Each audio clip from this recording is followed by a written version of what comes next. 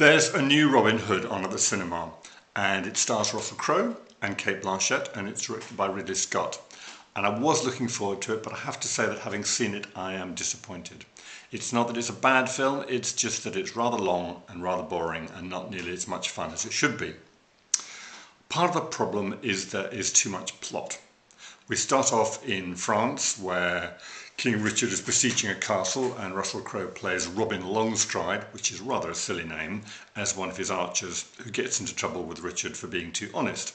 Meanwhile, back in England, we meet Cate Blanchett playing Marion, who is the wife of a nobleman who's fighting with King Richard in France, and her blind father-in-law, played by Max von Sydow.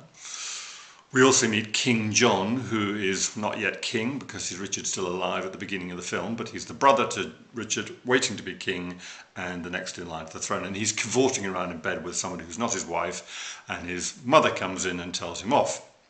So we've got about 3 or 4 different plots going on, and then it gets even more complicated because there's a nobleman called Godefroy, who is King John's henchman, but he's also conspiring with King Philip of France to invade England and take over from King John. So within 5 or 10 minutes of the film beginning, things are way too complicated.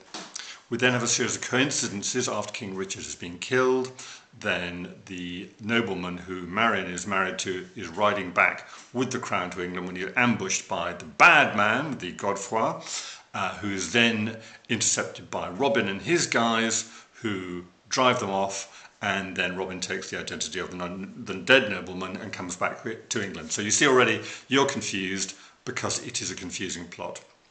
More problematic still is the fact that it's not a lot of fun, because Robin Hood should really be fun.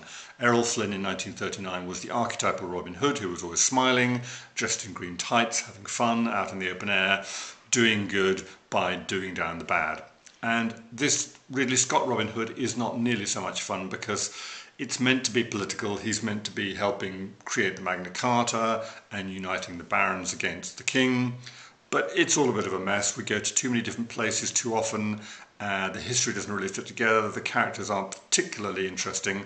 And although the setting is very plausible, it's just not as much fun as we'd like it to be. And at the end of the 2.5-hour period, we finally end up in the forest with Robin and Marion and the men as outlaws. And we finally got to the point at which we want to start the film, and in fact it's finishing.